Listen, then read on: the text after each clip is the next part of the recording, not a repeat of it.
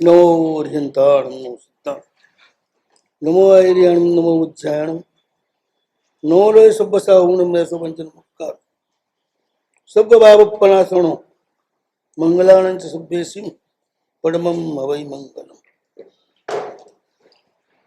ઓમ નમો હરતે ભગવતે પરમાત્માને પરમાપ્તાય પરમ કારુણિકાય સુખતાય તથાગતાય મહાહંસાય મહાસત્વાય મહાહંસાય હંસરાજાય મહાસત્વાય મહાશિવાય મહાબોધાય મહામૈત્રાય સુનિશ્ચિતાય વિગત દ્વંદ્વાય ગુણાબ્દય લોકનાથાય વિચિત માર બલાય.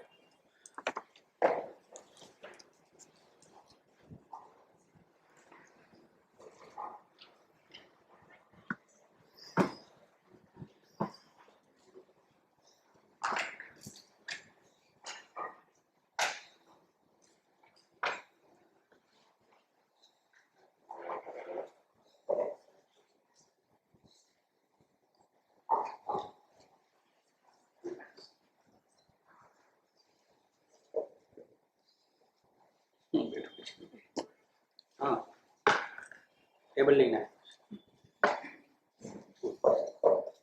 એના સ્ટેટસ પ્રમાણે આ 4 બાર છેલ્લો એટલે પછી नौकरी ભાગ્ય સ્મરણનો ગુરુ ભાઈ હોય પછી સ્ટેટસ जो कही नहीं હવે એ બી સમજી ગયો છું કે આપણે મોટા જ થવાનું છે તો નાના શું કરવા થવું. हाँ बराबर है कहीं हमारा હા કઈ નહીં આપણે વાંધો નહીં ના સંભળાય તો શું કરવું આપણે નક્કી કરવાનું છે. बोल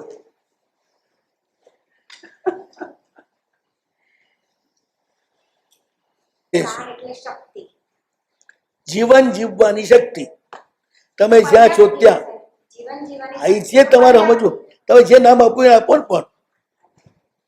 પણ એ પર્યાપ્તિ દ્વારા તમે જેને ગ્રહણ કરો છો તે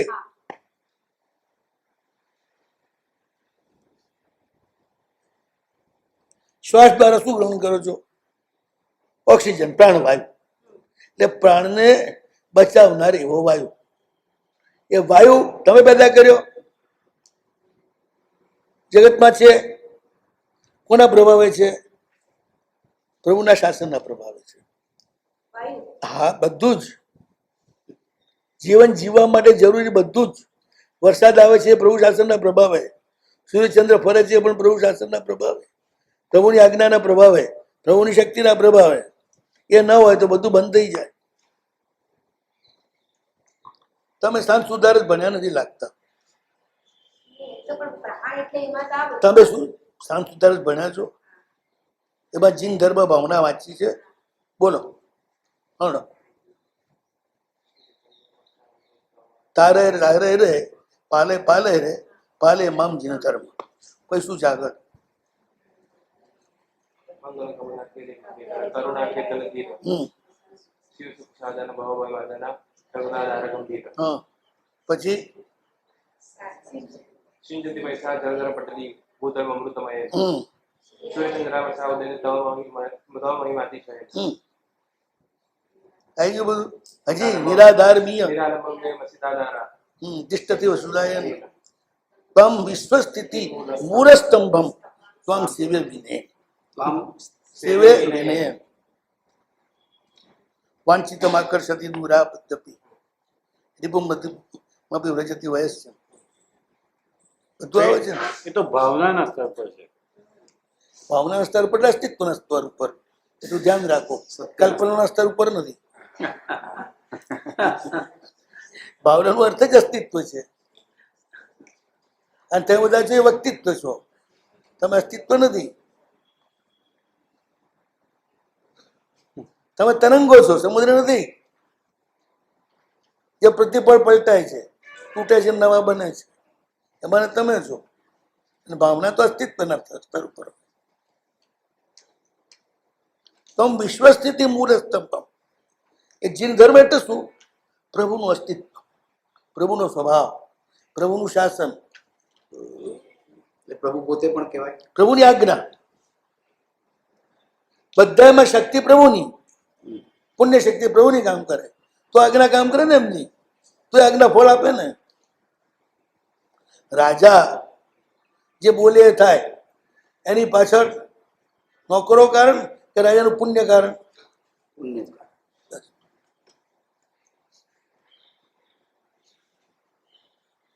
મહાસત્વાય.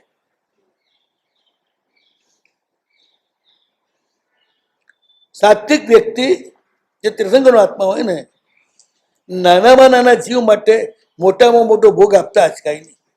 મતલબ એમને માટે બધા જીવો સરખા જ છે, કોઈ નાનો નથી કોઈ મોટો નથી. અને માટે જ મેઘરથ રાજા એ કબૂતર માટે પોતાનો જીવ આપવા તૈયાર થઈ ગયા.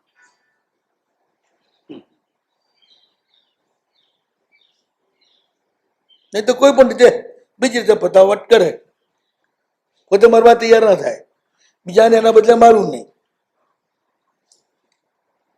માંસના પેનાને તૃપ્તિ નથી, અને ગમે તેટલું મૂકું તો વજન પારવા જેટલું થતું નથી. એટલે પૂરા બેસી ગયા, બધા એવા કરી રહે છે. કાંઈક ભાર્યું મરી જાય તો તમારે શું જાય છે? આ કયું કામનું છે? એક પંખી છે. વ્યવહારુ માણસો માટે છે ને, ભગવાન માટે નથી ને. પંખી ભગવાન માટે તો સ્વસ્વરૂપ છે, મારું સ્વરૂપ છે. એટલે મહાસત્વાય.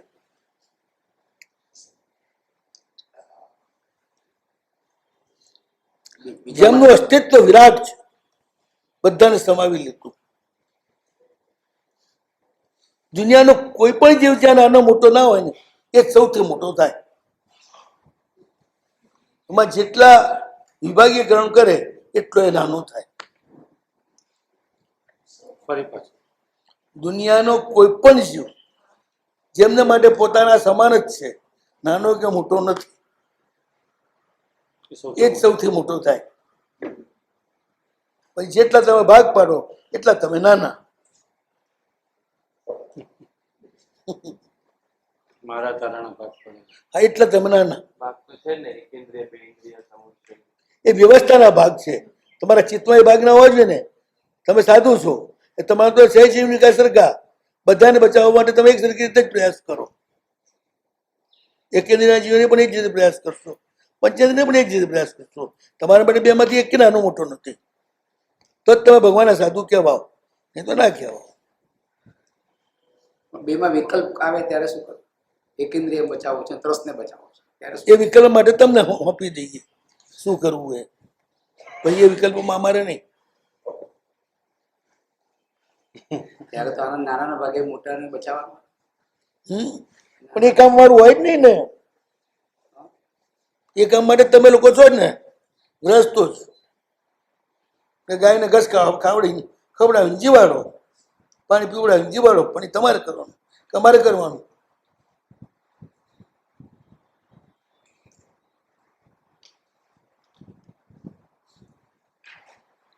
મહાસત્વાય.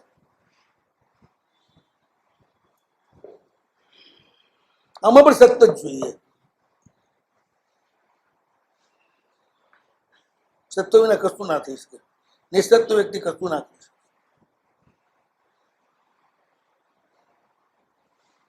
બા સિવાય સર્વ પ્રકારના ઉપદ્રવને દૂર કરનારા. શિવનો અર્થ ઉપદ્રવહારી.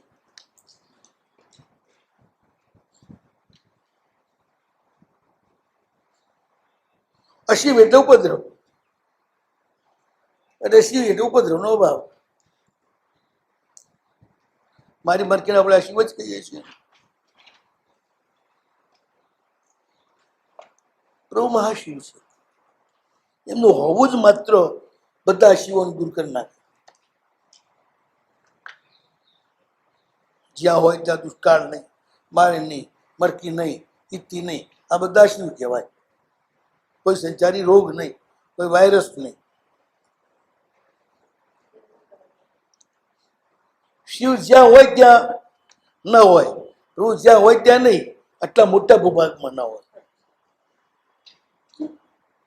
માટે મહાશિવ.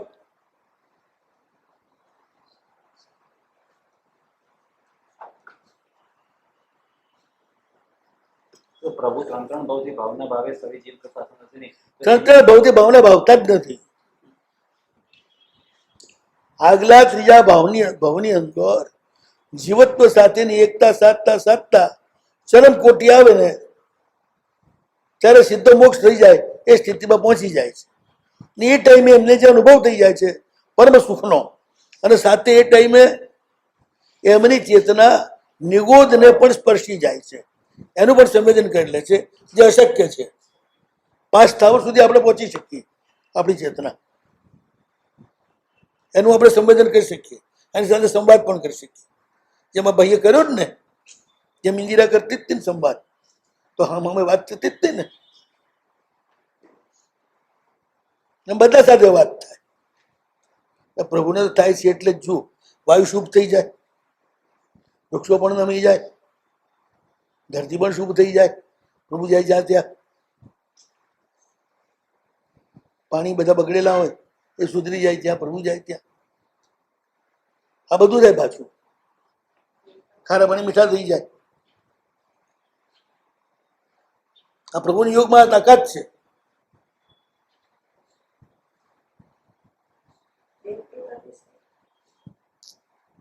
હમણાંની એક ઘટના કહું, છેલ્લા 100 વર્ષની.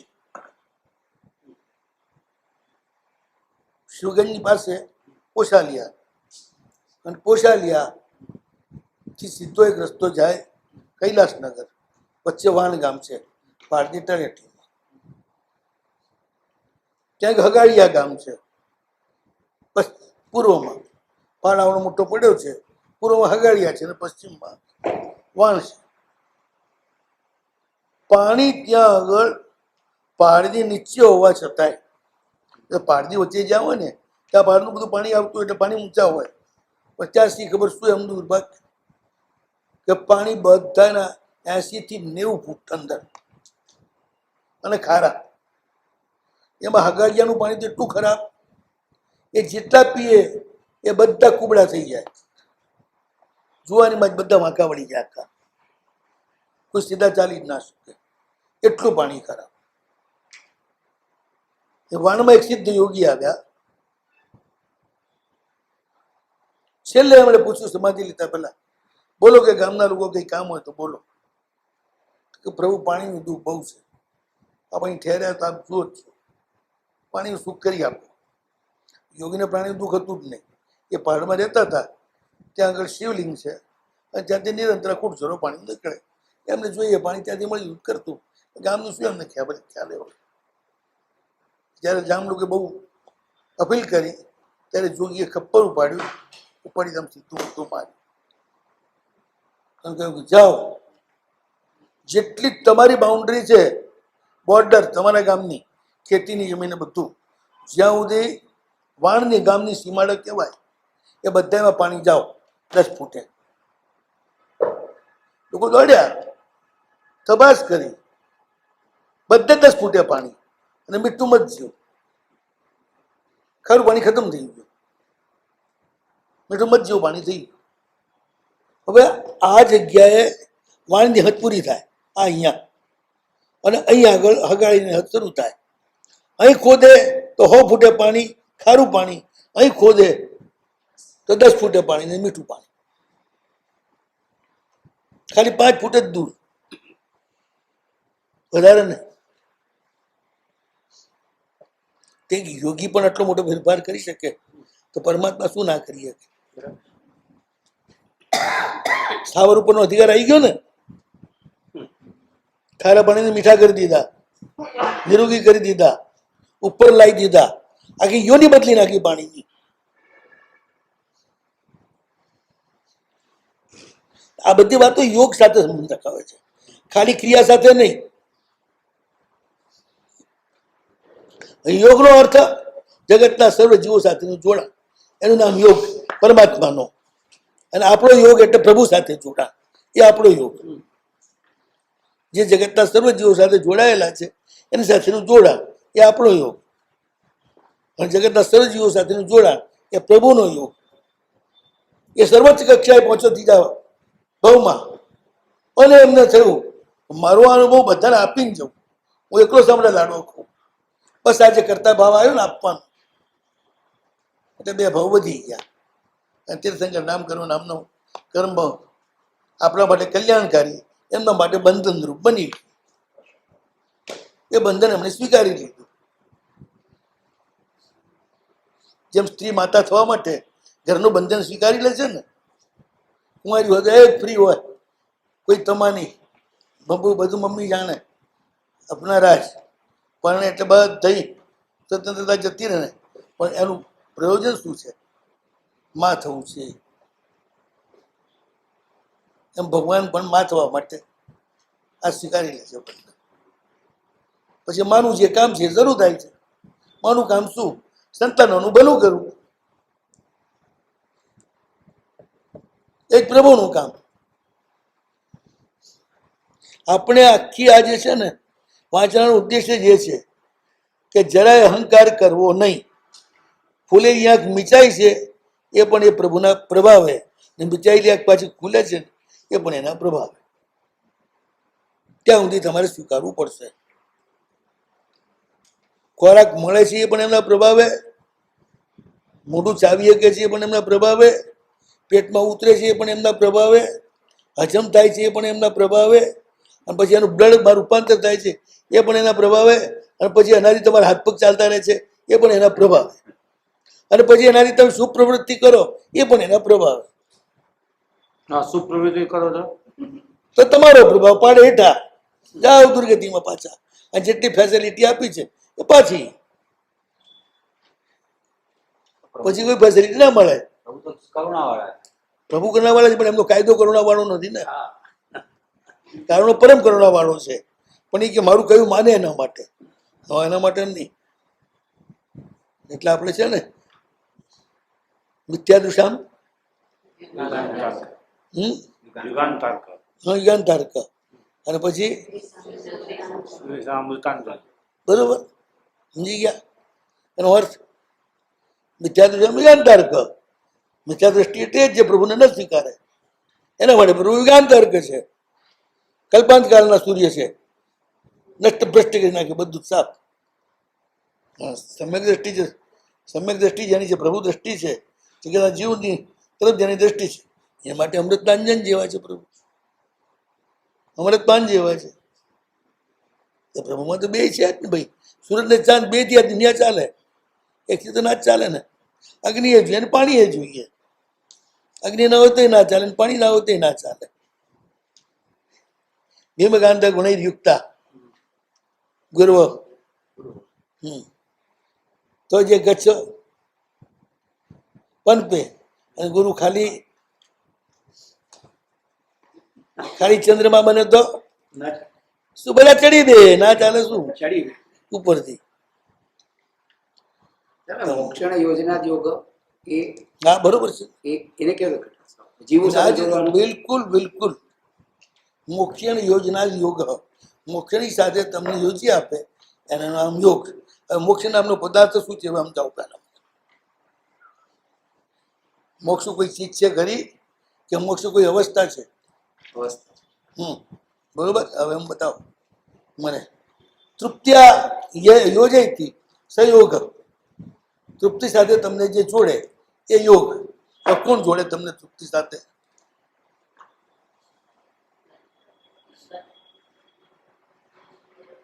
ભોજન. બરાબર. તૃપ્તિ એ શું થયું? અસ્તિત્વ છે, એ વ્યક્તિત્વ નથી, કોઈ ભૌગોલિક સ્થિતિ નથી. અને ભોજન એ બસ. તો ભગવાન સાથે જોડાઓ, એ મોક્ષની સાથે જોડી દે તમને. એનું ફળ મોક્ષ છે. માટે યોગ કહેવાય. બાકી તો યોગ છે જ નહીં, જોડાણ છે જ નહીં. અને મોક્ષનો અર્થ છૂટી જવું એ છે. મોક્ષની સાથે જોડી આપે એવું અનુષ્ઠાન યોગ છે. બસ. અનુષ્ઠાન એટલે શું વાંચું? ચલો આગળ. ક્રિયા. હા, ક્રિયા ક્યારે ક્રિયા ગણાય? આજ્ઞાનુસાર હોય તો કે આજ્ઞાથી વિરુદ્ધ હોય તો? એટલે ફળ કોણ આપે? જેની આજ્ઞા છે એ આપે કે માત્ર આજ્ઞા આપે?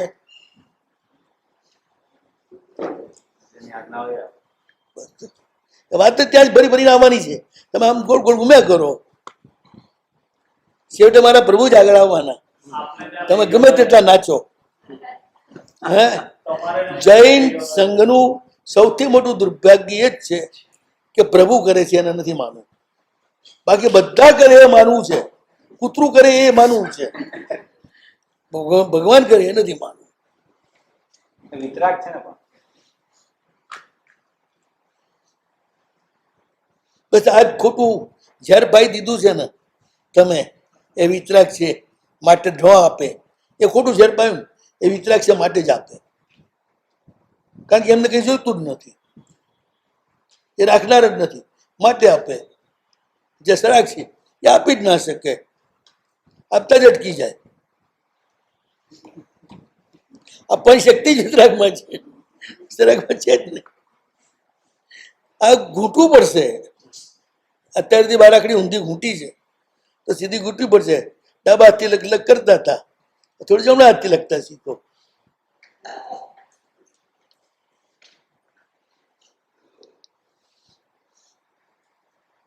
મહા શિવાય મહાબોધાય.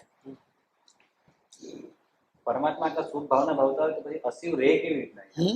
એમની આટલી બધી શુભ ભાવના હોય. એક વાત ખ્યાલમાં રાખો કે પાછી આપણી શુભ ભાવનાઓનું જોર હોય ને, આ તો હામા મોરચા છે ને, એ પાછું એનું કામ કરે ને. મહાદેવમાં બધું નથી હોતું. આજે છે ગરબડ એ જ છે કે ત્યાં સતત ભગવાન રહે છે, ત્યાં બધી ગરબડ મટી જાય છે. અહીં ભગવાનનો વિરહકાળ બહુ છે. આપણા કમ ભાગ્ય છે કે આપણને સતત ભગવાન નથી મળતા. બહુ લાંબા ગાળા સુધી આપણે ભગવાનની શક્તિ અહીંયા કામ કરવું પડે છે, એટલે આ બધો ફરક પડી જાય છે. મહાદેવમાં બહુ સરળતાથી મોક્ષ મળી જાય છે. બહુ સરળતાથી સાતમી નરકે મળે. શું? મહાવીર બહુ મુશ્કેલીથી મળે. કોને કેવું સરળતાથી મળે? 100 જણા પકડનારા હોય અને ત્યાં કોઈ કુવામાં પડે, કેટલું જોર કરે ત્યારે પડે. એમ કે આટલા બધા પડતા હોય અને તો પેલો આદમી નરકે જાય, કેટલું જોર કરતો હશે. ત્યાં ઉપર કરવા માટે જોર કરવાનું નથી, પેલા આમ જ બધા ભેગા થઈ મુશ્કેલ જવા દે છે ઉપર. ત્યાં મોક્ષ સહેલો નરક અઘરી એવું. એનું નામ જ મહાવિદેહ છે. જ્યાં આગળ લોકો જે છે ને દેહાતી અવસ્થામાં જ રહે છે. દેહાતી અવસ્થા. જે ભાવ જેટલો ઓછો એટલું પાપ ઓછું, એટલું મોહ ઓછો, એટલા ભગવાનની સાથે જોડી જાઓ તમે. દેહ ભાવ જ બધે આડો આવે છે. દેહ ભાવમાં અહંકાર પછી પડી જાય છે. અહંકારના આધારે દેહ ભાવ રહે છે. ચલો મહાબોધાય. બહુ સંખ્યક જીવો મોક્ષ પામતા હશે ત્યાં, અને અલ્પ હા નરકગામી એવું. હા, તમને હું ગણિત કરાવું તો તમે માની લો કે વાત સાચી છે.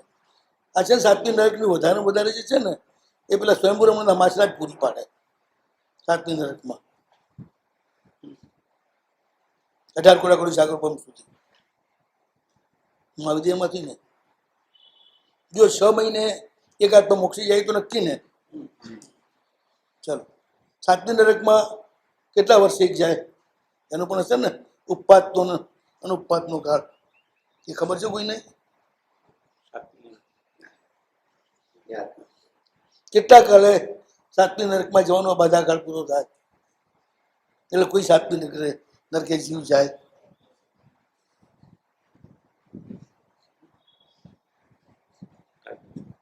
છે ખબર યાદ 6 મહિને એક જીવ મોક્ષી જાય તો નક્કી જ છે ને, એ મારુતિમાંથી જાય એવી નક્કી ને. એક તીર્થંકરના શાસનકાળમાં કેટલા જીવો મોક્ષે જાય? પછી બધાની હાઈટ જે છે જનરલ 500 ધનુષની, અધિકતમ 550 કે 650 ધનુષની અધિકતમ. ન્યૂનતમ કેટલી? ઠીંગણો હોય પણ કેટલો ઠીંગણો હોય? 2. હા, 2 હાથ તો ના હોય ભાવિદેવમાં. નહીં એટલે આપણા જે હાથ વાળાને છે ને 2 હાથ તો ઠીંગણામાં ઠીંગણો હોય ને, મહાવીરમાં ઠીંગણામાં ઠીંગણો કેટલો હોય? કેડા આવે એટલો. તો કેડા આવે એટલો હોય તો 200 ધનુષ તો ખરો ને. તેને બેબા ઉઠવા એટલી જગ્યા તો જોઈએ ને, ઉભા કરવા એટલી જગ્યા તો જોઈએ ને, વધારે નહીં તોય એકની ઉપર એક તો ના ખડકાય. બધા જુદા તો હોય જ ને. હવે વિચાર કરો 6 મહિને એક મોક્ષે જાય તો ત્યાં પ્રેઝન્ટ કેટલા આત્મા જોઈએ 1 લાખ પૂર્વમાં? કેટલી વસ્તી જોઈએ? 1.5 કોટા કોટી. 1.5 કોટા કોટી 1 લાખ પૂર્વમાં મોક્ષે જાય. મિનિમમ 10 લાખ કેવડી હાજર હોય, જેટલા મોક્ષી જાય એટલા નવા કેવડી થાય. 6 મહિને ન્યૂનતમ એક મોક્ષે જાય. નિરંતર હા, જનારા બાકી તો આપણે નેમિચંદ દેવ બધા ખબર લાવતા હતા. માસીમાની ટપાલોમાં આવતું. કોઈ વખત કે આ અઠવાડિયામાં 5000 ગયા, 2000 ગયા, 700 ગયા. હા મહાદેવ દેવને બધી ખબર પડે. હા, નહીં જતા હતા ને મહાવીદેવમાં, ત્યાંથી તાજા સમાચાર લઈને આવે. હમણાં આટલા ગયા, હમણાં આટલા ગયા, હમણાં આટલા ગયા. એક ગયો એવું તો ક્યારે સમાચાર જ નથી આવ્યા. 15 દિવસ થાય ને 5000, 2000, 1500, 700 તો મોક્ષે ગયા. તો પછી ભાઈ એમની વસ્તી કેટલી? હું ખાવા માટે તો હું માની લઉં કે જેમ મોટું દેહ ને એમ એક ક્ષેત્રની ફલદ્રુપતા એટલી બધી હોય કે આપણે 50 આટલી રોટલીમાં જેટલી તૃપ્તિ મળીએ ને એમની એક જ રોટલી કાપી 500 શરીરના 500 ધનુષના દેહ માટે. એક વખત માની લઈએ યુક્તિથી, પણ મારો બેહવા ઉઠવાની તો જગ્યા જોઈએ કે નહીં? એક મહાવીરના તમે યોજન અને યોજના પ્રમાણેના ખંડ કરો અને ખંડ કરીને પછી એક એક માણસ હોઈ શકે એટલી જગ્યાને એના વિભાગ કરો. એક કોઈ વખત નવરાશ હોય ને ગણિત સારું હોય તો કરી જુઓ, તો વસ્તી કેટલી થાય એ ગણો. એ માની લીધું આપણે બધાને 84 લાખ પૂરું આયુષ ના હોય. અને એક વાત નક્કી, 9 મહિના વધારે કોઈ ત્યાં ગર્ભમાં રહે નહીં.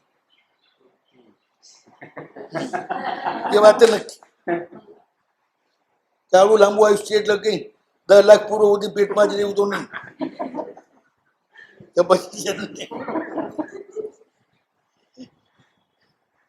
અને 8 વર્ષની ઉંમરે આપણી જેમ જ એના પ્રમાણે મોટો થઈ જાય. 16 વર્ષની ઉંમરે જુવાન થઈ જાય. 20-25 વર્ષની ઉંમરે જુવાની જ લાંબો ટાઈમ તકે એ લોકો કરોડો લાખો પૂર્વ સુધી. એટલે આયુષ્ય નાના મોટા હોઈ શકે. નાના મોટા હોય તો કેટલું હોય? મિનિમમ લાખ વર્ષ તો હોય જ. એવું તો ના હોય કે 25 વર્ષની ઉંમરે જ મરી જાય એટલું જ. કારણ કે મહાવીર છે ને અકાળ મૃત્યુનો દર ઓછો. તીર્થંકરો જ્યાં હોય, ધર્મ જ્યાં હોય ત્યાં અકાળ મૃત્યુ ના હોય, અકાળ મૃત્યુ જ હોય. એટલે મોક્ષે જવાની બહુમતી, અને બહુમતી મોક્ષે જવાની હોય ને તો જ શાસન પ્રભુનું ખરેખર શાસન કહેવાય. ઋષભના શાસનમાં પણ મોક્ષે જવાવાળાની બહુમતી છે. જેમ જેમ તીર્થંકરનું શાસન આગળ ચાલતું ગયું તેમ તેમ એ બહુમતીના પર્સન્ટેજ ઓછા થતા ગયા. અવસર પડી ગયા. પેલામાં 99માંથી 100માંથી 99 મોક્ષે જતા હોય, તો પછી 100માંથી 90 જાય, પછી 100માંથી 80 જાય. આમ ઘટતું ઘટતું ઘટતું હાલ્યું આવે. તો એ નેમિનાથના શાસન સુધી સંઘના સંઘ જાય મોક્ષે. એ કાળ ચાલ્યા જ કરે મોક્ષે જવા વાળો. પણ હાલો આપણે તો એક કરોડ પેલી આ બાજુ સાગર પંપ, 1 કરોડ પેલી બાજુ.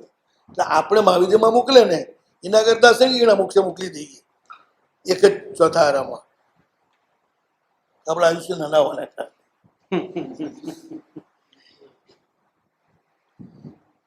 પણ છેવટે 18 કોટા કોટી સાગર પર મોદી તો જે છે એ મહાવિદ્ય જ પૂરું કરવાનું છે ને.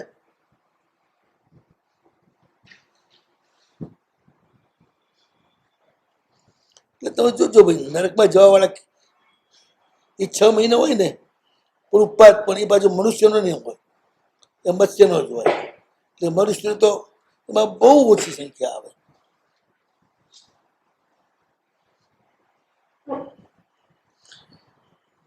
એટલે પ્રભુ જે છે ને એનું શાસન સુશાસન ત્યારે જ કહેવાય કે સુખી વધારે થાય અને દુઃખી ઓછા રહે તો સુશાસન કહેવાય. 90% સુખી હોય 10% દુઃખી હોય તો એ થોડીક ઉણપવાળું શાસન કહેવાય. 100% સુખી હોય એ એકદમ સુશાસન કહેવાય.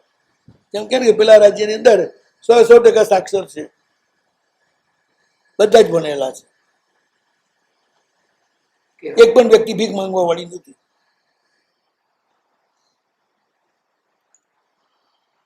તો સુશાસન કહેવાય ને.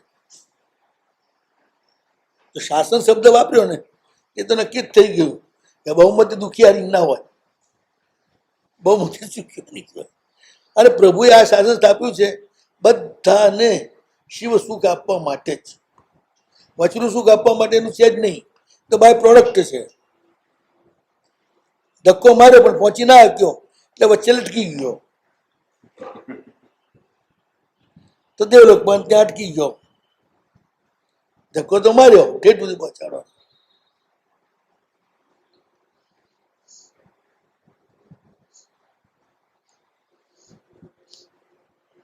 પેલા બેનની એક પ્રાર્થના પૃથ્વી કાઢીને આખી બદલી કાઢે તો પ્રભુની શુભ ભાવના બધાના જીવદળમાં બદલી થાય. અચ્છા બધા તો બદલ્યા, પછી કેટલા બદલ્યા, પછી કાળ પણ જોવો પડે ને. ઉત્તમ કાળમાં ઘણા બધાને બદલી નાખે, અધમ કાળમાં એટલી અસર ઓછી થાય. અને પછી પ્રભુ ત્યાં પછી ભાવના નથી રહેતી ને, પછી તો જે ભાવના કરી હતી એનું કાર્ય શરૂ થાય છે. કે ભગવાને ભાવના કરી હતી એ તો ચરમ કક્ષાએ કરી હતી, એટલે થોડી ક્ષણોની જ વાત હતી. અને આને તો વર્ષો સુધી ભાવના કરી, સજેશન કર્યું પૃથ્વીના જીવન. એટલે એમાં ને એમાં ફરક પડી જાય ને. ભગવાન કી મુંડે ભાઈ લગે રહો નથી.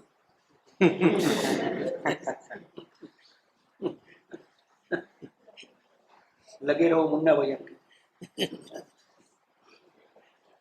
એટલે એક ધડાકે નક્કી કર્યું ને, ફિક્સ થઈ ગયું ને, શાસન અધિષ્ઠાતા થવાનું નક્કી થઈ ગયું. અને એમની શક્તિ પછી બધું ધક્કો મારીને ચલાયા કરે, એમને કશું કરવાનું નથી. પૈડું છે ને એ ચક્રના આધારે જ ચાલે, પણ ચક્રે કશું કરવાનું જ નથી, માત્ર ઉભા જ રહેવાનું છે. પણ એ ઊભું રહેતો જ પેલું ગાડું ચાલે. વિતરાગ એટલે ઉભા રહેનાર, સરાગ એટલે બધા ચાલનાર. વિતરાગના આધારે સરાગ ચાલે, એ તો ચાલી જ ના શકે. એ જ એમનો સૌથી મોટો ઉપકાર. નમો હરિહંતાણ સાહેબ કરુણા નમો જે છે, સિદ્ધાણ નમો એમની કરુણા એટલા કાળ પૂરતી જ રહે, સવિજીવનું શાસન શ્રી ભાવના પૂરતી જ રહે, પછી કરુણા નહીં. પછી કરુણા પ્રેક્ટિકલ બની જાય ભાવના સ્તર ઉપરથી, થિયરિકલ ના રહે. નમો હરિહંતાણ નમો સિદ્ધાણ નમો હરિયાણ નમો ઉચ્ચાણ નમો લય સબોસા ઉણ મેસો પંચન મુક્કારો સહભાવ પ્રણાસનો મંગલાણ ચરપેશી પરમમ ભવૈ મંગલમ.